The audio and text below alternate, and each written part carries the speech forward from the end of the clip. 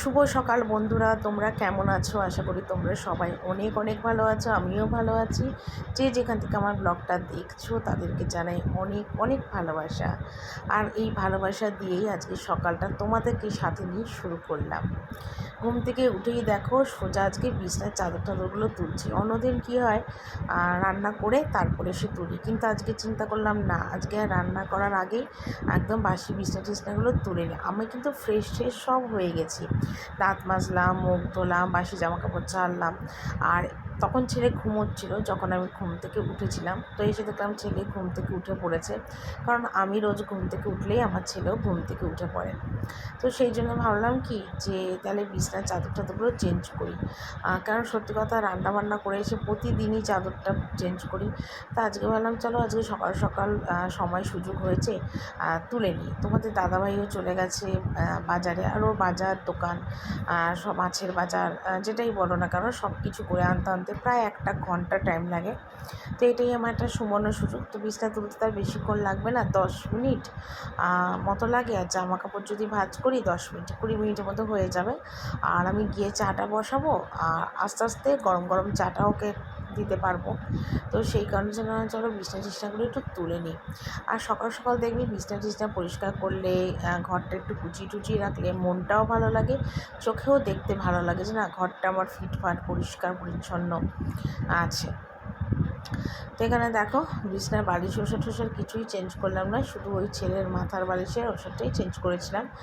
আর বাকি সব পরিষ্কারই আছে, কেন রোজ তো যখন চাদর চেঞ্জ করি তখন তো আর বিছনার বালিশ ওষুধ চেঞ্জ করি না, শুধু বিছনার চাদরটাই চেঞ্জ করি। তো এখানে দেখো ছেলের গায়ে রোজ একটা করে চাদর দেয়, কেন ওর ভীষণ ঠান্ডা লাগে সেই কারণের জন্য। তো এইদিকে বিছানার চাদরটা দেখো এখানে ভাঁজ করছি, আর ওদিকে বালিশ টালিশগুলো একটু গুছিয়ে টুচিয়ে রাখছি। এগুলো একটু সকাল সকাল কাজগুলো সেরে নিচ্ছি। তো এগুলো সারলে আমার সকালবেলা অনেকটা কাজের চাপ কমে যাবে। আর রান্না করে এলে কী হবে, একটু রেস্ট করলাম, তারপর ঘরটা একটু ন্যাতা দিলাম, দিয়ে সোজা চানে চলে গেলাম। আর টুকটাক যদি কিছু কাঁচা ধোয়ার থাকে তো সেগুলো কাচলাম। তো ওইদিকে বিছানার চাদর চেঞ্জ করলাম, আর এদিকে অনেক জামা কাপড় রয়েছে, সেগুলো দেখো এখন এগুলোকে গুছাবো। আর সত্যি কথা কী বলো তো, রান্না করে এলে, রান্না করে বাসন কোসন পরিষ্কার করে মাজা ঘষা করলে কী হয় বলো তো, আমার কিরকম একটা না ঘৃণা ঘৃণা লাগে। মনে হয় রান্না করলাম, বাসন মাজলাম, গায়ে হয়তো একটু কাটা জল ছিটা গেছে, রান্নাঘর ধোয়ালাম, রান্নাঘর মুছলাম, আর ওই জামা কাপড়ে মানে বিছনার চাদর তুলবো না বা জামা কাপড় ভাঁজ করবো না, এরকম একটা আমার মানে ঘৃণা ঘৃণা লাগে। তো সেই জন্যে ভাবি কি যে যখনই আমি চাদর টাদরগুলো মানে চেঞ্জ করব তখন দেখবে আমি বেশিরভাগই রান্না করে এসে আমি কিন্তু আমার নাইটিটা চেঞ্জ করি। নাইটি চেঞ্জ করে হাত মুখ ধুয়ে তারপর ধোয়া নাইটি পরে তারপর কিন্তু বিছনা টিছনাগুলো চেঞ্জ করি। তো আজকে যেহেতু সকালবেলা উঠেই একদম ধোয়া নাইটি টাইটিগুলো পরলাম, তো ভাবলাম চলো তাহলে জামা কাপড়গুলো ভাঁজ করে নিই। তো এদিকে দেখো জামা কাপড় ভাঁজ করা, তারপর এখন যা বৃষ্টি হচ্ছে তার জন্য কী হচ্ছে বলো তো, জামা কাপড় মানে একদিনে কোনো জামা কাপড়ই শুকোচ্ছে না, 2 দিন লাগছে জামা কাপড় শুকোতে। আর ছেলের যে হাফ প্যান্টগুলো কোমর ইলাস্টিকগুলো তো শুকোতে শুকোতে 3 দিন টাইম লেগে যাচ্ছে। মানে এত মানে অবস্থা খারাপ। আর আমার তো জানোই রোজ প্রচুর জামা কাপড় বেরোয়, প্রচুর জামা কাপড়ের আমার শেষ নেই। তো কী করব, কিছু তো করার নেই। তো এইদিকে জামা কাপড়গুলো সব ভাঁজ করছি, করে টোরে নিয়ে হয়তো তারপরে যাবো আর কি, নিচে যাব। কারণ এই কাজগুলো সেরে নিলে আমার পক্ষে অনেকটাই সুবিধা হবে। তো সেই কারণে তারপর আমার একটু মুখে ক্রিম টিম লাগাবো, এটা ওটা করবো, এইসব করতে করতে অনেকটা টাইম চলে যাবে। আর ছেলেও মুখ টুক ধোবে, দাঁত মাজবে, ও নিজের মতন নিজেগুলো সব করে নিতে পারবে। আর বাড়ির বাকি সবাই ঘুমোচ্ছে, তো ওদেরও আর কাউকে আমি ডাকাডাকি কিচ্ছু করিনি যে না ওরা ঘুমোচ্ছে ঘুমোক। শুধু পাম্পের জলটা সকালবেলা 15 মিনিটের মতন তুলেছি, আর বাকি কিন্তু কিছু করিনি। শুধু এগুলো এখন আপাতত ভাঁজ করছি, ভাঁজ করে নিয়ে তারপর বাকি এগুলো সমস্ত গুছিয়ে নিচ্ছি। তো সকাল সকাল এই কাজগুলো করলে আমার পক্ষে অনেকটাই সুবিধা হয়, অনেকটা টাইম কম লাগে, মানে অনেকগুলো কাজ আমার এলাম। আর রান্নাঘরে এলাম, এসে চা করলাম, চা করে চা খেলাম, ঠিক আছে। এসে চা খেলাম, তো নিয়ে চলো এখন ভাত বসাবো। আর তোমাদের দাদাভাই টুকটাক মুদিখানার জিনিস নিয়ে এসছে। ওই সবজি বাজার আজকে করেনি, কারণ সবজি রোজ রোজ খাই বলে ভালো লাগে না। তো সেই জন্য সবজি বাজার কিছু করেনি। তোমার পোস্ত নিয়ে এসছে, আলু পোস্ত হবে। ঠিক আছে, মটর ডাল হবে আর মনে হয় সোয়াবিন হবে। সোয়াবিনটা তোমাদের দাদাভাই আমার আনতে গেছে, আরও টুকটাক জিনিস কিছু আনার ছিল, সরষের তেল এনেছে, কেলগস কমপ্ল্যান এইসব টুকটাক জিনিস নিয়ে এসছে।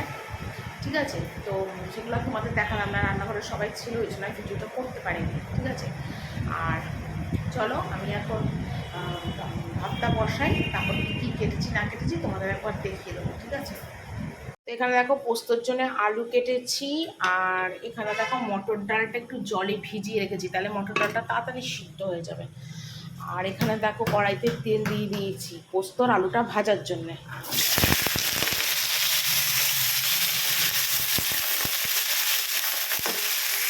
আগেই বসিয়েছি, এখানে দেখো ভাতটাও ফুটে গেছে। এখানে ইন্ডাকশন ওভেনেই ভাতটা করি, তাহলে গ্যাসটা একটু কম খরচ হয় আর কি।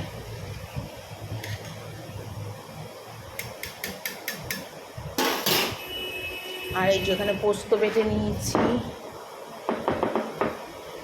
এটাই পোস্ত বেটেছি, এক হাত দিয়ে খোলা যাচ্ছে না পোস্তটা। আর এদিকে দেখো সকাল সকাল উঠে এক ঝুড়ি বাসনও আমার মাজা হয়ে গেছে। ওটা সবার আগেই মেজেছি, বাসি জামা কাপড় অবস্থাতেই বাসনটা মেজে নিয়েছিলাম, তাহলে আমার সুবিধা হয়। আর এই যে পোস্ত বেটেছি মিক্সিতে।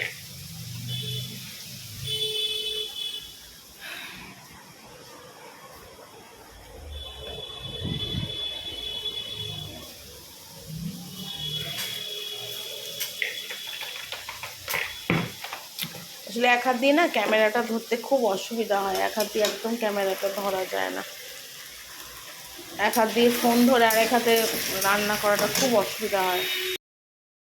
তো এখানে দেখো সয়াবিনটা সিদ্ধ করে জল ঝরিয়ে নিয়েছি, আর এখানে মশলাটা কষাচ্ছি। নিরামিষভাবেই করছি, কারণ আমিষভাবে করলে শাশুড়ি আবার খাবে না। আর অল্প একটুখানি জিনিস না কখনো আমি না ঠিকঠাক করতে পারি না, ভালো হয় না। একবার একটু বেশি করলে সেটাই ভালো হবে। তো এখানে কাঁচা লঙ্কা দিয়েই করছি, কারণ লঙ্কার গুঁড়োটা আজকে ছিল না, তো সেই জন্যে কাঁচা লঙ্কা দিয়ে করছি। এমনিতে সবাই বলে কাঁচা লঙ্কা দিয়ে রান্না করলে সেটা পেটের পক্ষে ভালো, লঙ্কার গুঁড়ো দিয়ে রান্না করলে সেটা শরীরের পক্ষে খুব একটা ভালো না, পেটের পক্ষে ভালো না। তো একটু হালকা হুলকা টাইপেরই আর কি সোয়াবিনটা করছি।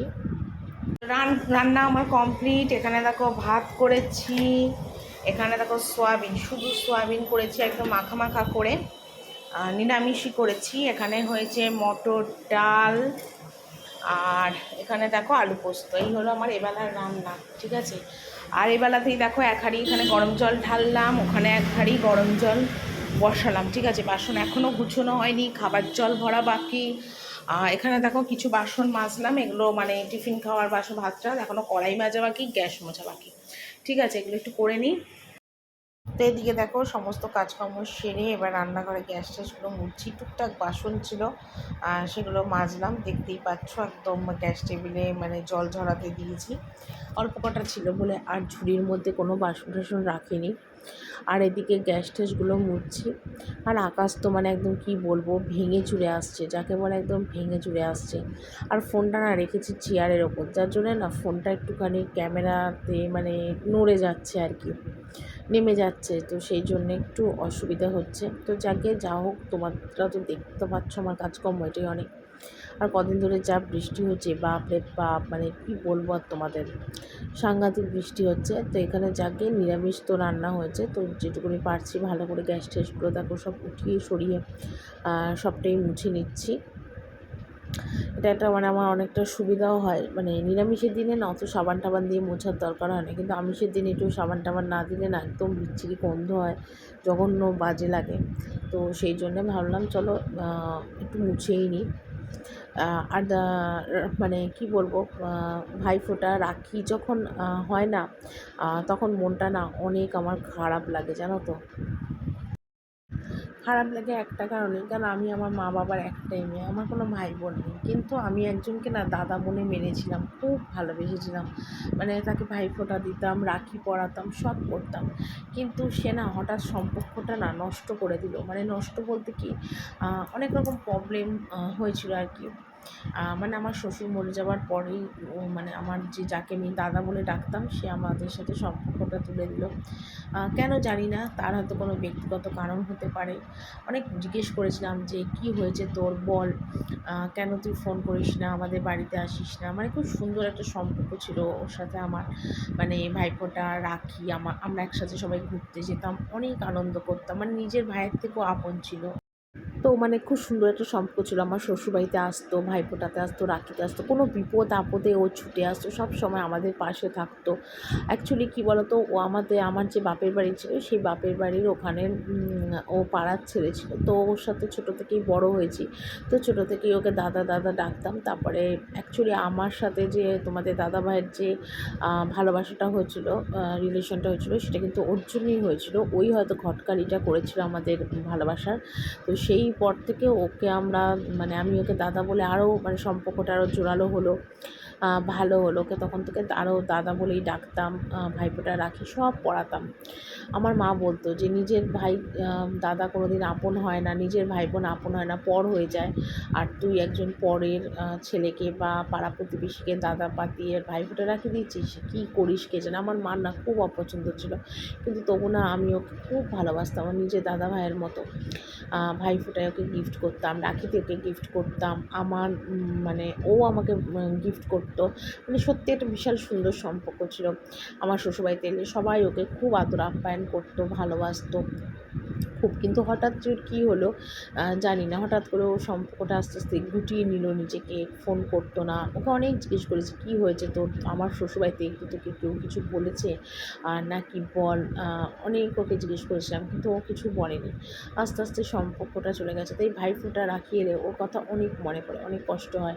তখন ভাবি কি মা মনে হয় ঠিক কথাই বলেছিল, যে নিজের ভাই বোনই আপন হয় না, আর ও তো তোর সাথে কোনো ব্লাড কানেকশনই নেই, তাহলে কী করে তোর ভাই দাদা নিজের হবে? তো সেটাই একসময় চিন্তা করে মনটাকে সান্ত্বনা দিই, কিন্তু খুব কষ্ট লাগে ওর কথা।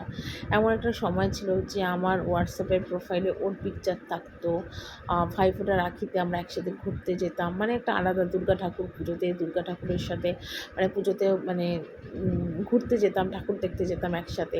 মানে একটা বিশাল আনন্দ মজার সময় দিন ছিল আর কি।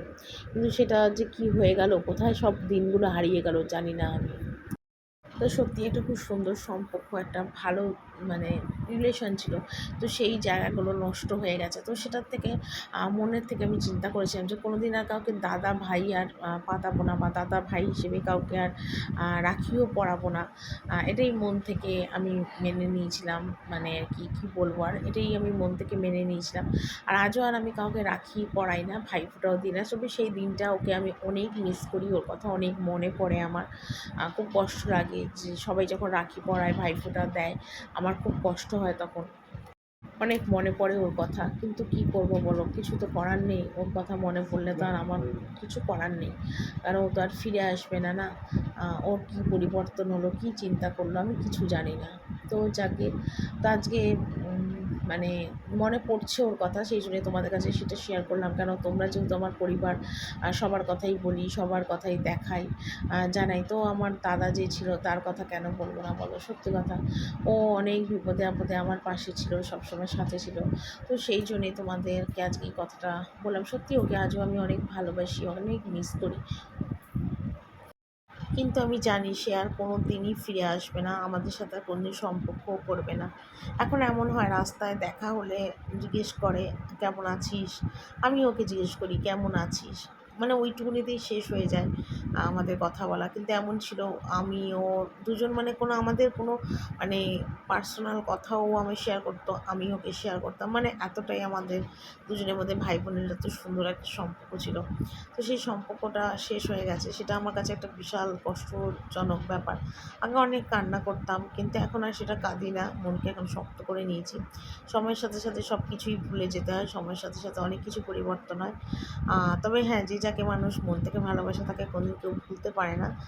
মনে পড়ে ভালো ভালো দিনে, সেগুলোকে তাকে মিস করে। আমিও তেমনি ওকে অনেক মিস করি। আমি জানি না সে কোনোদিন ফিরে আসবে না, আমি জানি। যতই মিস করি, যতই ওকে আমি ভালোবাসি, যতই কষ্ট পাই না কেন, আমি জানি ও কোনোদিনই ফিরে আসবে না আমাদের কাছে। কিন্তু তবু মনে পড়ে, যেহেতু একটা সময় ভালো সম্পর্ক ছিল সেই কারণের জন্যে। আর এটা সত্যি যে নিজের ভাই বোনও ভাই বোন হয় না। আর পরের রক্ত আর কী করে হবে? নিজের রক্তই আপন হয় না, তাহলে পরের রক্ত কী করে সেই ভাই বোন আপন হবে? এটা একদম সত্যি কথা। তো যাকগে, তোমাদের কাছে এই কথাগুলো শেয়ার না করে থাকতে পারলাম না, তাই তোমাদের কাছে শেয়ার করলাম। আর যদি আজকে ও আমাদের বাড়িতে আসতো, যেত, রাখি, ভাইফোঁটা হতো, সব কিছুই তোমাদের কাছে শেয়ার করতাম। আমার দাদার সাথে তোমাদের পরিচয় করিয়ে দিতাম, সবটাই করতাম, কিন্তু সেই কপাল ভাগ্য আমার কোনোটাই নেই। তো এদিকে দেখো অনেক কাজকর্ম সব করে কমপ্লিট করলাম, করে কিন্তু আমার এখন ভাত ফাত খাওয়া পুরো কমপ্লিট। চান করলাম, কিছু জামা কাপড় কাচা ছিল সেগুলো কমপ্লিট করলাম, সব করলাম। আর বিকেলবেলা দেখো এখন করছি চাউমিন।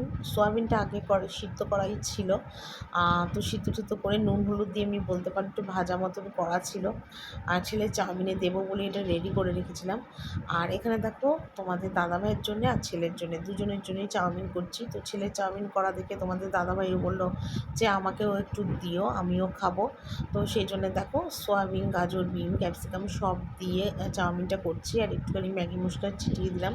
ম্যাগি মশলাটা দিলে না চাউমিনে কিন্তু একটা আলাদা টেস্ট হয়। তো আজকে আর চাউমিনের মধ্যে কোনো হলুদ টলুদ কিচ্ছু দিইনি, প্লেন কাঁচা লঙ্কা দিয়ে চাউমিনটা করেছিলাম। চাউমিনটা আজকে সত্যি অনেক খেতে টেস্ট হয়েছিল। ছেলেও খুব তৃপ্তি ভরে আর কি চাউমিনটা খেয়েছে আর কি। আর এইভাবেই চাউমিনটা বানাচ্ছি দেখো ঝপাঝপ। আর সন্ধেও হয়ে গেছে বুঝতেই পারছো, ছেলের খাওয়ার টাইমটাও অনেকটা মানে দেরি হয়ে গেল। কেন তোমাদের দাদাভাই বাড়িতে থাকলে না সেদিন অনেকটাই আমার কাজের লেট হয়ে যায়। তো যাকে তার মতো দেখো চাউমিনটা তাড়াতাড়ি করে নিচ্ছি। তো এখানে দেখো তোমাদের দাদাভাই আর ছেলে দুজনের জন্য চাউমিনটা বেড়ে রেডি করে নিয়েছি। তো এখানে দেখো ছেলেকে চাউমিন দিয়ে দিয়েছি, তোমাদের দাদাভাইকেও দিয়ে দিয়েছি। বাবা আর ছেলে দুজনে বসে বসে এখানে চাউমিন খাচ্ছে। তো যদিও টেবিলটা পেতে দিয়েছিলাম বিছনাতে, কিন্তু দেখো ওদের আর কোনোটাই লাগছে না। তোমাদের দাদাভাই তো হাতে নিয়েই খাচ্ছে আর টিভি দেখছে। আর ওদিকে ছেলেও খাচ্ছে। ছেলে আবার কানে আবার একটু হেডফোন মানে দিয়ে মানে খায় আর কি, যেহেতু টিভি দেখলে আওয়াজ শুনতে পায় না সেই জন্য কানে হেডফোন লাগিয়েই খাচ্ছে দেখো। এইমাত্র নিচে এলাম রান্নাঘরে, চা ঠাজকে তোমাদের দাদাভাই করেছে কারণ আজকে ছুটি আছে তোমাদের দাদাভাই, ঠিক আছে। তো সেই জন্যে ওই আজকে সন্ধ্যাবেলা চা করেছে। তো এখন এই নিচে এলাম, তো তোমাদের দাদাভাই নিয়ে এলো পনির, ঠিক আছে। তো পনির নিয়ে এসছে, পনির হবে, ছোলার ডাল হবে আর লুচি হবে। তো পনিরটা করবো ছেলের জন্যে, আর ছোলার ডাল লুচি আমাদের সবার জন্যে, ঠিক আছে। তো ওই কড়াইতে এখন তেল দিয়েছি, পনিরগুলো সব কেটে কুটে একদম গুছিয়ে নিয়েছি। ছেলের জন্য একটুখানি চটপটি পনির বানাবো, ছেলে আমার পনির খেতে অনেক ভালোবাসে। দেখেছো পনিরগুলো সুন্দর করে কেটে নিয়েছি, ছেলের জন্য পনির আর লুচি, আর আমাদের সবার ছোলার ডাল লুচি। তো ময়দা এখনও মাখিনি, ময়দাটাও মেপে গুছিয়ে রেখেছি। ওই যে ওখানে ময়দাটা মেপে রেখেছি। আর এখানে ছোলার ডালটা প্রেশার কুকারে একটুখানি জলে ভিজিয়ে রেখেছি, তাড়াতাড়ি হয় আর নরম হয়, ঠিক আছে। তো চলো পনিরটাকে করে নিই। তো শুধু পনিরটা আজকে ছেলের জন্যই করব, আর কারোর জন্য করব না। তো এখানে দেখো পনিরটা কেটে নিয়েছি। আর ছেলে অনেক দিন পনির খাবে খাবে করছে। আমার বাবাকে বললাম যে ছেলেকে একটু পনির এনে দাও। তো আজকে না প্যাকেটের পনির আনেনি, মিষ্টির দোকান থেকে যে পনিরটা হয় সেই পনিরটা এনেছে। এমনি খারাপ না, বেশ দেখলাম যখন কাটলাম পনিরটা বেশ ভালোই ছিল, নরম। তো একটু নুন দিয়ে জাস্ট ভেজে নিচ্ছি। আর পনিরে আজকে কোনো আলু টালু কিচ্ছু দেবো না, প্লেন করব। আর আমাদের সবার করব ছোলার ডাল, আর ছেলের জন্য করছি শুধু পনির। মানে পনিরে অল্প অল্প ঝোল করে একটু কষা কষা মতন আর কি মানে করব, যাতে খেতে পারে। আর ওদিকে একটু লুচি করব। অনেক দিন ধরে আমার ননদও বলছে একটু লুচি করতে, তো সেই জন্য একটু লুচি করবো। তো লুচি ছোলাটা তো খেতে অনেক ভালো লাগে, আর পনির দিয়ে লুচিও অনেক ভালো লাগে খেতে। তো ছেলে যেহেতু ভালোবাসে, তো ছেলের জন্যেই পনিরটা আনিয়েছি। এখানে প্রায় 150 গ্রামের মতন পনির আছে। তো একটু বড় বড় করেই কেটেছি, কারণ ছেলে আবার ভেবেছিলাম একবার একটু রেখে দেবো, তারপর চিন্তা করলাম যে না থাক। তারপর আবার এটাও চিন্তা করেছিলাম যে ছেলেকে থেকে একটু পনির আবার তোমার কী বলে ছোলার ডালে দেবো। তো চিন্তা করলাম যে ছোলার ডালে পনির দিতে ছেলের আবার পনিরটা অনেকটা কমে যাবে। তো তার থেকে দরকার নেই, ছেলেকেই পুরোটা দিই। আর আলাদা দরকার হয় ছেলেকে একটু আলাদা ছোলার ডাল দেবো, তাও ভালো। তো ওদিকে নুন তো আগেই দিয়েছিলাম, আর এখানে একটু হলুদ দিয়ে দেখো নাড়ানাড়ি করলাম। অল্প একটু জিরে গুঁড়ো দিলাম, কারণ খুব বেশি তো পনির নেই, অল্প মতনই পনিরটা আছে, হালকা মতন করেই করে দিলাম। কারণ লুচি খাবে, ছোলার ডাল খাবে, যদি আবার গ্যাস ট্যাস হয়, হজমের প্রবলেম হয়, তো সেই জন্য হালকা মতনভাবেই দেখো করে দিচ্ছি। আর একটু কাঁচা লঙ্কা দেবো, কারণ লঙ্কার গুঁড়োটা না বেশ কদিন ধরে আমার নেই। একটু চিনিও দিলাম, একদম হালকা মতো করলাম। কিন্তু এক টুকরো আমি খেয়ে দেখেছিলাম, খুব সুন্দর হয়েছিল, হালকার মধ্যে রিচ খুব একটা হয়নি আর কি, ভালো হয়েছিল খেতে। তো ছেলেও আজকে খুব তৃপ্তি করেও আর কি খাবে। তো এদিকে আমি এটা করছি। ছোলার ডালটা কিন্তু আমার এখনও হয়নি, ছোলার ডালটা পরে করব, কারণ ছোলার ডালটা একটু ভিজিয়ে রেখেছি প্রেশারে, কারণ ভিজিয়ে রাখলে ছোলার ডালটা একটু তাড়াতাড়ি হবে, সিদ্ধটাও অনেকটা ভালো হবে। সেই জন্যে আমি ভাবলাম চলো তাহলে পনিরটা আগে করে নিই, ছোলার ডালটা করে তারপর ময়দা মাখবো গরম জল করে লুচি করার জন্যে। আর এখানে দেখো পনিরটা একটু ভালো করে মশলা দিয়ে কষিয়ে অল্প করে একটু জল দিলাম। এই জলটা একটু জাস্ট ফুটে যাবে, তারপর পনিরটা কিন্তু আমি নামিয়ে নেব। তো এখানে দেখো লুচি ভাজা মানে তোমাদের দাদাভাই ভাজছে, আর আমি এখানে দেখো লুচি বেশ সুন্দর করে বেলে টেলে একদম রেডি। তোমাদের দাদাভাই যখনই লুচি হয় তোমাদের দাদাভাই ভাজে, কারণ ও লুচিটা খুব সুন্দর ভাজে। আর আমি তো মেখে দিই বেলে দিই বাদ দাও, কিন্তু ও খুব সুন্দর লুচিটা ভাজে, তার জন্য ওকে দিয়ে লুচিটা সবসময় আর কি ভাজাই। তো এদিকে দেখো লুচিটা ভাজা হচ্ছে, আর লুচি ভাজা হয়ে গেলে তারপরে আমরা সব একদম থালা বাটি ধুয়ে সোজা উপরে যাব, গিয়ে আমি সবাইকে খেতে দেবো, ছেলেকে খেতে দেবো, মানে যেটা আর কি প্রতিদিন করি আর কি, সেটাই করব। তো তাড়াতাড়ি করেই রান্নাটা সারছি, কেন দেখো রাত যত হবে তত দেরি হবে আমার সমস্ত কিছু। তো এখানে দেখো ছেলেকে পনির দিয়ে লুচি খেতে দিয়েছি, আর পাতে একটুখানি ছোলার ডাল দিয়েছি, আর আমিও ছোলার ডাল লুচি নিয়ে নিয়েছি। অন্যদিন লুচি খাই না, আর রুটি আর রুটি খাই আর কি, লুচিটা অতটা আমার ভালো লাগে না। তো আজকে আমার লুচি খাওয়ার ইচ্ছে হলো, তার জন্য আমার জন্য লুচি আর ছোলার ডাল বেড়ে নিলাম। আর ছেলেকে ওদিকে দেখো একদম বেড়ে ঠেড়ে রেডি করে দিয়েছি, আর টিভি দেখছে, ফোন দেখছে, এই করতে করতে খাচ্ছে। তো চলো আজকের মতন এখানেই শেষ করছি।